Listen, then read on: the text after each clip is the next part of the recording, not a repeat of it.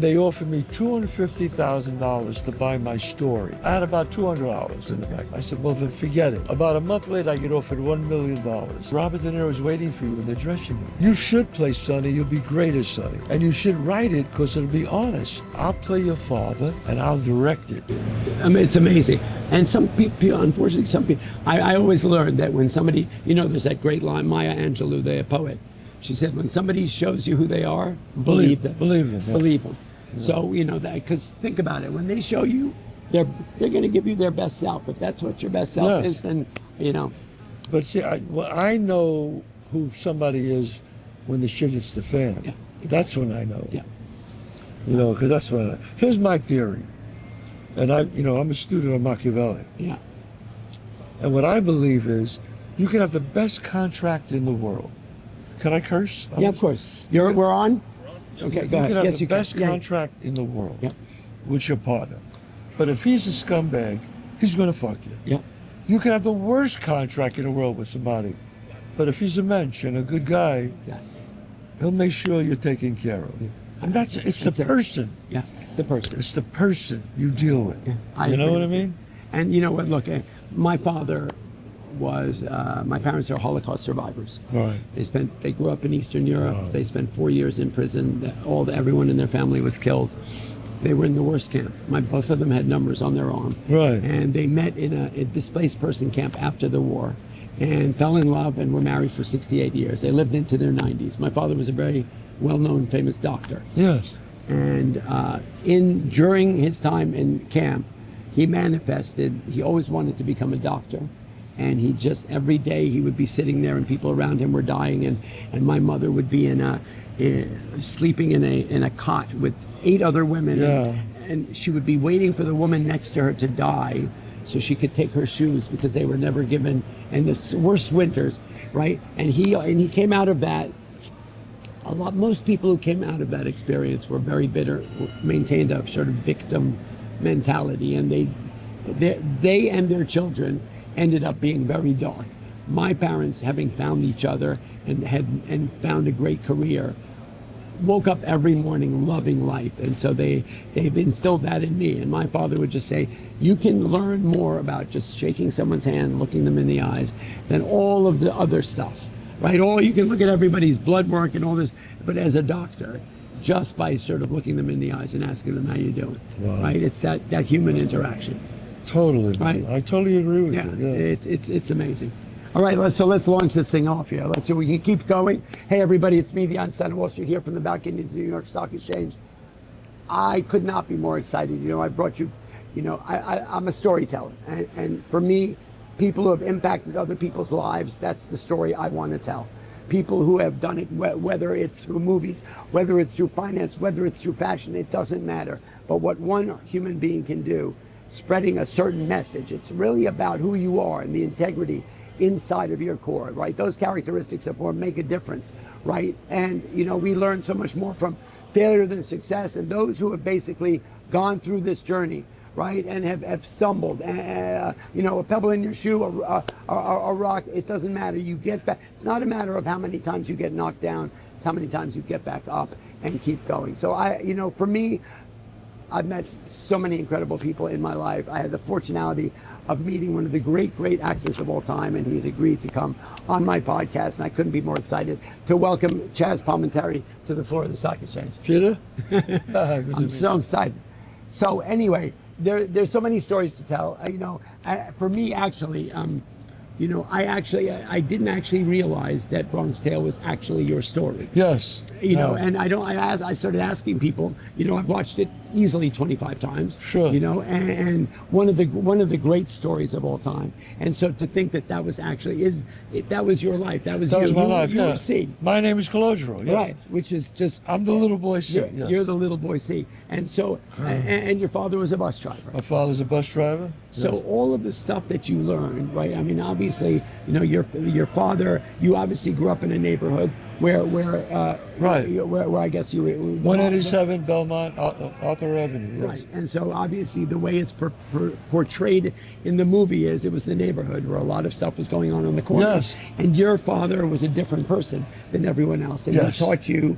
What were they, to go back to your earliest memories? I mean, we see it in the My movie. earliest memories was like in the movie. I was a young boy, and my father would, at that time, his bus route was 187, so he would go back and in forth, front of the house. just like in the Right, movie. right. And I would, and if he saw me, like hanging around, he would say, right, hop on he the would try to get me off the street, ride the bus with me. So he would stop. It wasn't a bus stop. He'd just stop right there and go, hey, come on. So I go on the bus and I sit behind him, and I ride all the way to City Island with him, and we talk. And we get to City Island, then I get out, we clean up the bus, I help him, Right. and then go back, And then he dropped me off, and just to get me off the street once in a while. No, I mean, but to talk about the neighborhood, I mean, you are obviously those. Look, you describe it in the movie Yeah. how there were. It was a great neighborhood. I loved growing up there. family neighborhood, Family, great friends. it was all Italian. Right. Mostly Italian. And it was just, everybody loved no doors were locked. You've heard this before. course. At night, everybody would open up the folding chairs, the wooden folding sit chairs, out front and talk hang out, about everybody you. on the windows, It was a wonderful childhood. Yeah. Was there violence there sometimes? Yes. Yeah.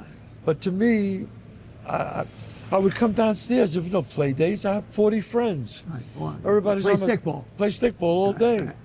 It was a wonderful childhood. What's powerful is, in anybody's life back then and now, is what the things that happen that are so pivotal in your life that sort of guide you. Yes. Right, on which path you could have gone down a different path. Well, everything and really you portrayed that. Right. Everything really stems from the killing. I was this boy, and I was sitting on the stoop, just like in the movie. Right. And this guy killed a man right in front of me. Right. I mean, literally 5 feet in front of me. And I remember staring at the guy, and it was kind of slow motion. I'm looking at this guy who killed him. And the next minute I knew I was being dragged up the steps. My father grabbed me by my arm, and he dragged me up the steps, and then it was chaos, Right.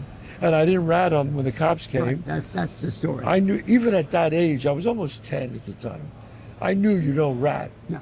And I said, I refused to say I didn't see anything. Right. So from that, Right. this person liked me. Right. And he always would look at me after that and say, I know that you know that I know. Actually, And that's how it all started. It You know- comes from that moment.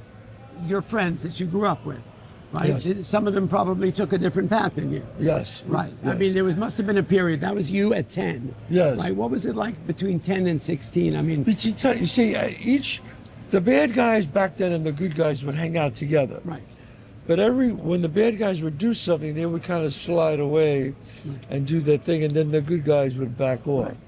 Right. The bad guys would say, "Hey, come with us. We're gonna go do this." No,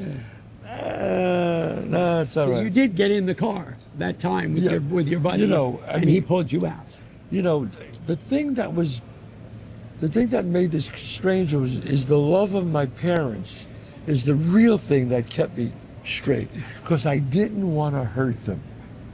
I didn't want to hurt my parents, because I would say I would break their heart if I went to jail or got arrested. So they had so much love for me. I didn't want to disappoint them.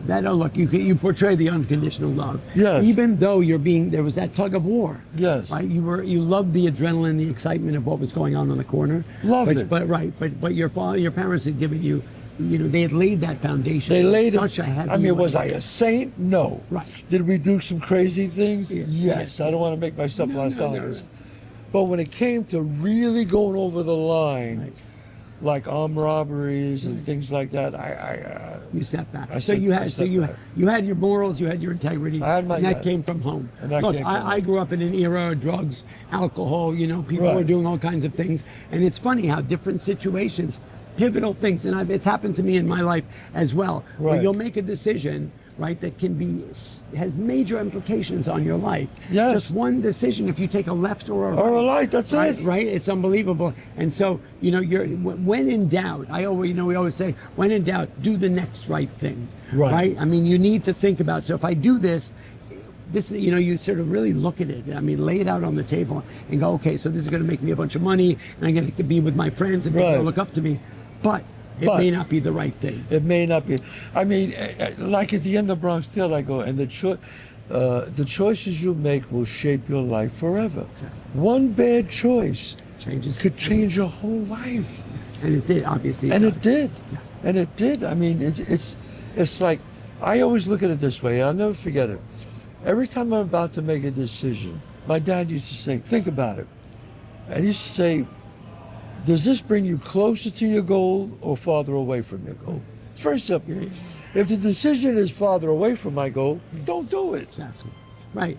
Don't do it. Exactly. As good as that, we all love immediate gratification. Right. But that's sort of the test. That's right? the test. Right. Or if you're spiritual, is this bringing me closer to God, exactly. or farther away from God? Yeah.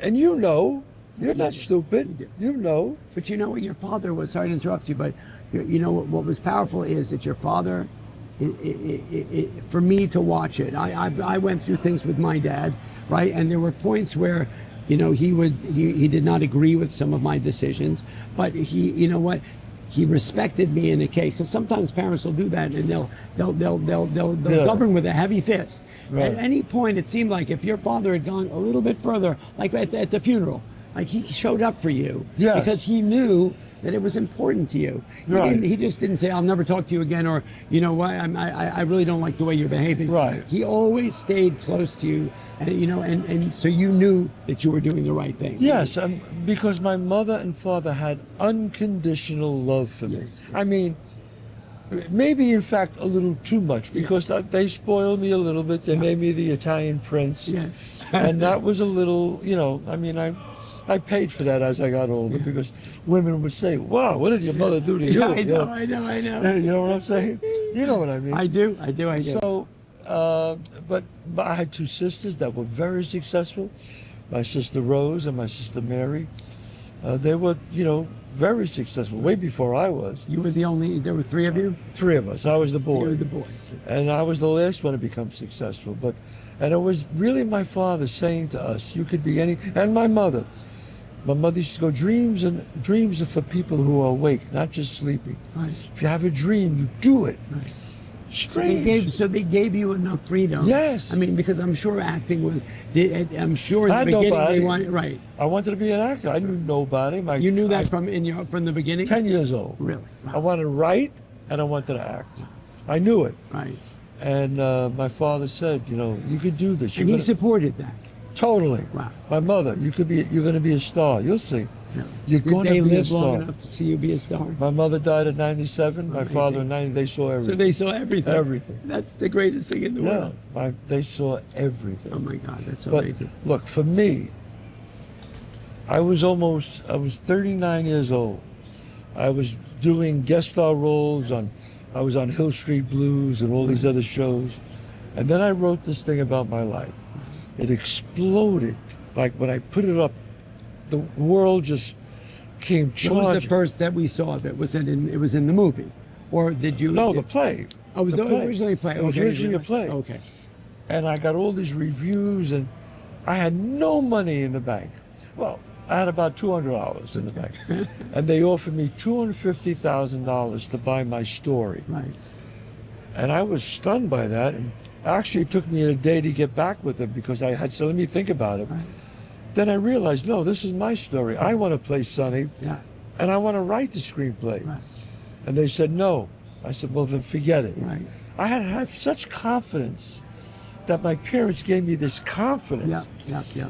2 weeks later, I get offered $500,000 to buy the story. to buy the story. Still, Right. still didn't want me. Nope. Still didn't want me to write it. Right. I wait. Crowds. This is like Hollywood, and This all is that, Hollywood. Yeah. Crowds kept getting bigger. We had to move into a bigger theater. Yeah. Where was the first theater? Out west? Or Out here in west. New York? Really? Okay. Then I went to a bigger theater out there. Sold out that theater. Was it a one-man show, or you did the whole one-man thing? show? Really? One-man show. Pacino came, Nicholson came, Redford came, Burt Reynolds came, because they all wanted to play Sonny. And all the heads of the studios came. They wanted this property. All the big directors came. Oh my God, I love it. About a month later, I get offered $1 million now. Now it's up to $1 million. Again, $200 in the bank. I say, no, I play. Everybody in Hollywood said, the guy's crazy. He should take the money. What is he doing? Of course. I say no. About 3 weeks after that, I'm doing the show that you're going to come and see. Yes. With a chair. That's the set, That's a it. chair. That's all I could afford was a chair. Okay? Now you had $180 in bank. Right, exactly. Robert De Niro, I get off the stage. They say, Robert De Niro is waiting for you in the dressing room. He was already a star. Oh, he was Yeah, huge. yeah, okay. This is 1988-9. Bob was already a major star. Yeah. I'm like, oh my God, Robert De Niro. So I walk down there. He's sitting in a chair, and he looks at me, and he was very complimentary of the script, Right. and he was so nice to me, and he talked to me, and I knew he grew up in that neighborhood like me. Yeah, yeah. And he said to me, which was brilliant. He said, "Look, if you end up selling this, they're going to come to me anyway." Right, exactly. He goes, so he said, here's what we do. I know you don't want to sell it because you want to play Sonny and you want to write the screenplay. He said, you should play Sonny. You'll be great as Sonny. Right. And you should write it because it'll be honest. It'll be your life. Yeah, of course. He said, I'll play your father and I'll direct it. And we'll do it together. And he goes, and if you make it with me, I'll make it right. And that was it. And where did he he shook out raise his- the capital? He shook out helped his you raise hand. the handshake. I shook a handshake. We shook his hand like this. That was it. That was it. He went out and he raised the capital for the. Oh yeah. Yeah, yeah. So Oh, for him, that was easy. For him, that was right. easy. A couple of It was a calls. phone call. Right. I have it, and all the studios were like, "Wow, good," and he took it Because all. he's a visionary. I mean, they He was should the have all he was the realized he that. was the and that was it. The cast is extraordinary. I mean, Yeah. everything. And that was the beginning of an amazing career. And Bob De Niro was the one who started my career. Look, and right from there, then Usual Suspects, Right. then Which is such a, look, Yeah. that it's so funny. Yeah. It's one of the most extraordinary and unknown movies. Yes. For some bizarre reason. The story is so fantastic. I've Right. watched that so many times. With Yeah. Kevin Spacey and right, and just when you just and said it's always that, on a top 10 list. exactly. But that scene when he's sitting in the room and your name pops up. Yeah, on you're the right, screen. right. Like, when I ask people, have you seen that? And they go, no. I'm going, you've got to be. Yeah, that that's is one of the great most movies. pivotal movies of all It's one of the time. great movies. Yeah. And then the Academy Award nomination for Bullets Over Broadway. Right. So I've been riding high ever since then. So tell me, so we've had this incredible career, and Right. look, that confidence that you had to hold on to your story, Right. I think is a thread that's carried through your whole life. Yes. Because it's a matter of that honesty, that confidence, Right. and that was, look, you were nothing. If you were nothing more than your upbringing, your family, that unconditional love. Love, that's yes. what made you, and you always maintained that in the forefront. Always. Right, and that's. If we have that, I had that also. I had unconditional love growing up. For a while, I said, you can be whatever you want as long as you Right. become a doctor. That was my father said. Right. Jewish doctors, right? You Yeah, have to- Jewish doctor, forget it. But, and they let me make my mistakes, and I made plenty Right. of them, but at the end of the day, that fact that I knew I had a backstop. Yeah, That yes. No matter what, whether I made mistakes, I did things that were not right, that they were always going to stand there for me. You were and loved. I was loved. That was the most amazing Yeah. thing. To think about it, I've read things about you, about manifesting things, about gratitude, to think that my parents came from a very wealthy upbringing in Eastern Europe. Right? Yeah. My father's father was the president of Suchard Chocolate. Wow. You've heard of Milka. You've seen Yeah, that in yeah. Europe. He was the president in Poland of that company. My mother's family was also in the food business. The war came along. The parents were, my mother's whole family was decimated. She and 3 siblings survived. She was confronted by Mengele, who was the death doctor, Sure. who sent. So I'm named after. She had a sister who had a 2-year-old child, and they came to the front of the camp, and he would do the thumb. The You're thumb. going to the death camp, or you go to work. That's right. And she came up to him, and he says, the child goes to the death camp. He was 2, and you will go to the work camp. And she said, I will not leave my child. And so she ended up going to the death camp, and his name is Peter, so it's who I'm named after. But my mother she was there with her parents. She was 17, and her parents were probably in their early 40s. And he said, you're all going to the work camp, but your parents are a little older. We're going to put them on a train to go into the camp. And she said, but I want to say goodbye. Don't worry, you'll see them in the camp. He was lying. Of course he was. Yeah. She goes to the work camp, she gets into the camp, and she says, so where are the parents? And they point to the smokestack, right? Because they had taken that train right into the gas chamber, right? So, I mean, to think that they had an extraordinary upbringing, then they went through this thing. And as I said, most people who came from that were bitter, were angry, and they were never able, and the rest of their lives they were victims. And we know that you cannot let your past define you. That's interesting, and I haven't heard many people say that to me. I didn't know that they were bitter and dark. And So many of the people that were their friends who emigrated here, they looked for a community, and in the beginning, they didn't speak that much English. So the people that they became friends with were people who were on the same boat with them. But majority of the people who came over as survivors were mostly bitter. Wow. Right? They were not able to shake that experience. Well, come on, that's pretty. I mean, look, there's that great book, Men's Search for Meaning. Yeah, of course. What was that? Frankel, forgot his name. Exactly. Yeah, forgot his name. But I talk about it on my podcast because I'm very big into that, the saddest thing in life is wasted talent. That's my father who wrote that line. I didn't write that.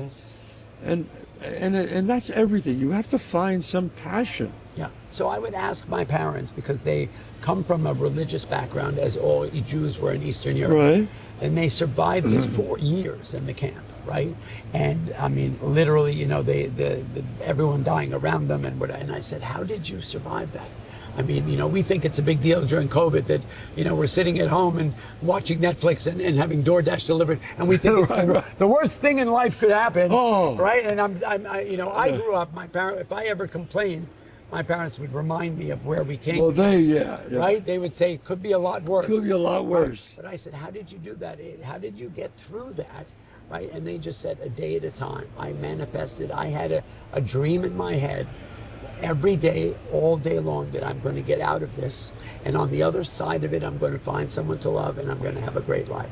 And they held on to that, right? And they literally met in a deportation camp. My father went out on a date with my mother's roommate. The roommate came home late from work. My mother answered the door.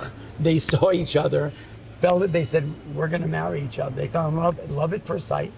They ended up getting married in Europe and came to America.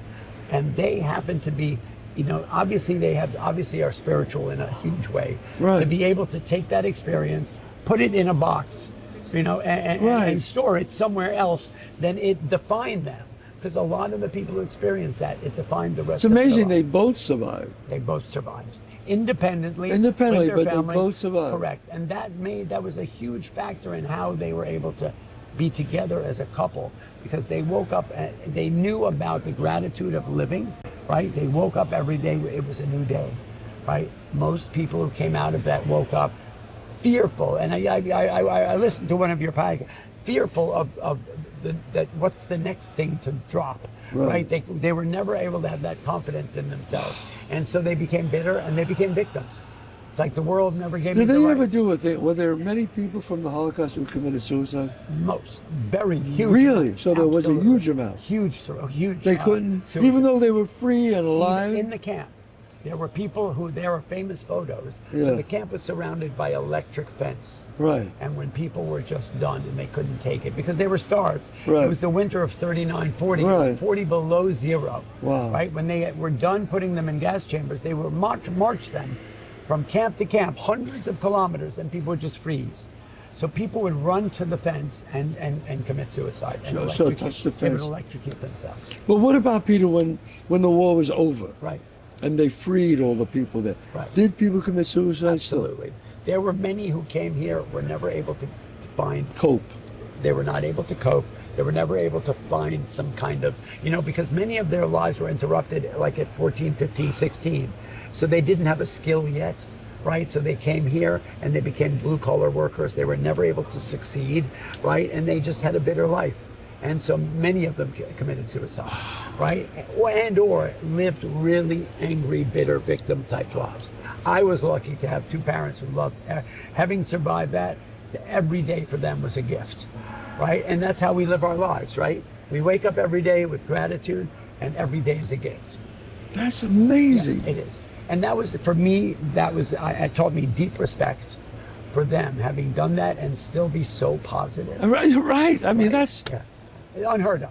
unheard of. I mean, I grew up hearing stories that I at the age of 7, 8, and 9 that I can't even tell. They're so devastating. But what it did for me was, I mean, it surely did some damage. It traumatized me as a young child. Sure. To hear To hear that. However, it also taught me a deep respect for, you know what, you never know what's going to happen. So you live every day as if it's not as if it's your last, but you live every day. Yes. It's a cliche, but it's true.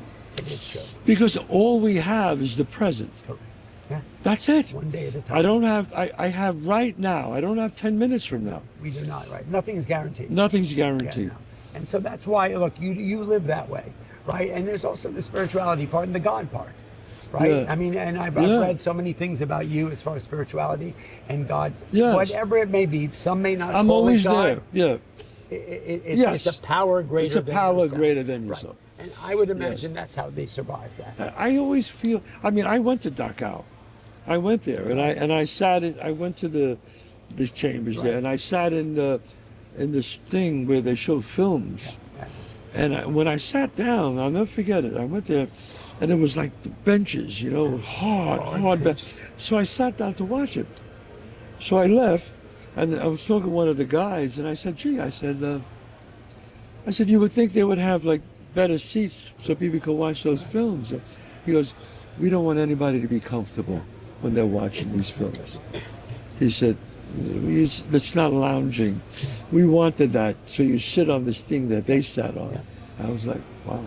Well, look, you're an actor. When you create a tale, Yeah. you want them to feel what Yeah, it's like to be you. and they we would- felt that, right? And he was showing the films that the Germans took. Yeah. They documented. And they were that's the scary part. They documented everything. Everything. They did. And I can't even repeat what I saw. It was, people left. I mean, people could cry, walked out. Yeah. I mean, I tried to watch it. Some of it I couldn't watch. But I was like, how could another human being do that to another? Yeah. And then you realize, when you make people not human, when you make them an insect, Yep. that's how Anything's possible. anything's possible. Right. That's If you read about the way that there's a thing called the book called The Final Solution. Yes. Right. Okay. The way they did it. How did you get the most powerful people in all of Europe, who were the wealthiest? They were the bankers. They were the businessmen. Right. To walk in hordes into a gas chamber without any resistance. Right. What you do is you put them in a ghetto. And you slowly starve them, and you dehumanize them to the point where they only believe, like sheeps to slaughter is how it's described in the books. Sheep? Sheep to slaughter. Well, how could they have walked that way? And it's like if you're like the way an animal will realize that they know what's happening when they go to the slaughterhouse, right? They do. They march in a row. So they compared that to the way the Jews came off the trains. And they just went. But why didn't they resist? Why didn't do anything? By the time they did that, his whole final solution was so well orchestrated that they were so weak and beaten down by that point. That death was an uptick from what they were living. That's why they did what they did. Yeah. Anyway, let's think about more positive things. Yeah. Okay, so look, and I know, so your life is, you have a one-man show. You take it with you. You know what's so amazing is it's your truth, right? It's my truth. Right. And I do my one-man show. I've been doing it now for 35 years. And I do that between my TV series or doing movies or doing Broadway. But I do that because it is my gift back to the world. Because at the end of my show, I talk about how this whole thing happened. And I have this card. It said, "The saddest thing in life is wasted talent." I have two of them.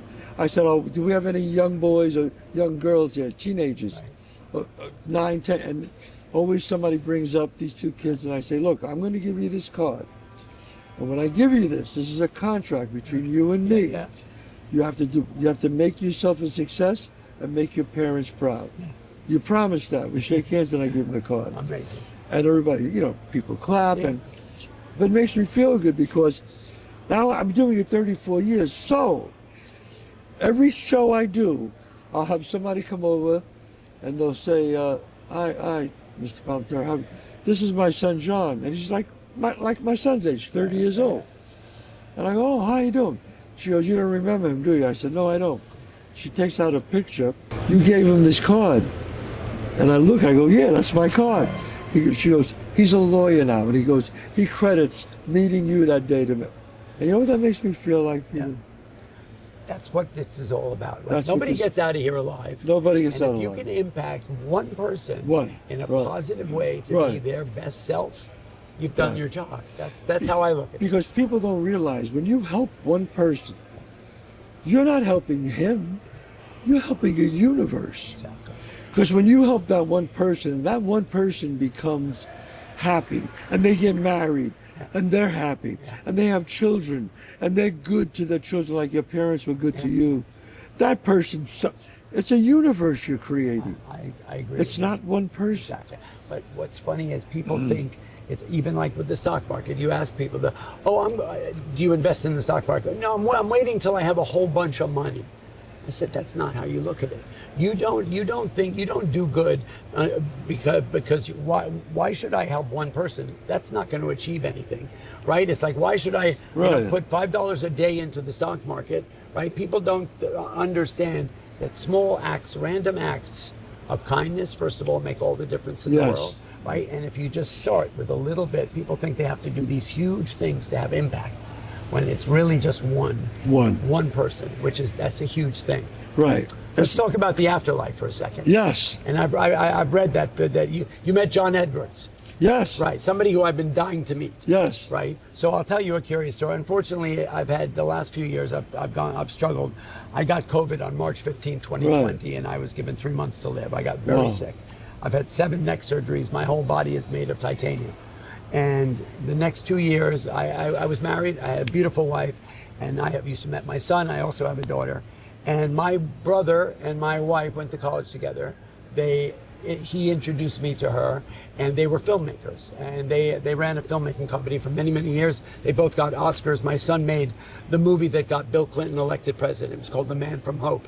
It was played at the Democratic Convention. And so they were partners for many, many years. They unfortunately both got cancer and died 6 months from each other. Oh, sorry. Okay, and after my wife died, there was no closure. I mean, she had gotten sick. We got her better, then the cancer took over, and she was dead within like 6 months.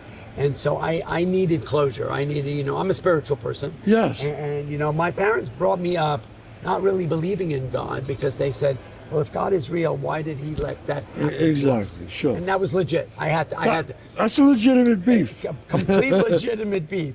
And I said, yes. So how did you survive that? And they said, we had a power, but it was not God. I said, okay, cool.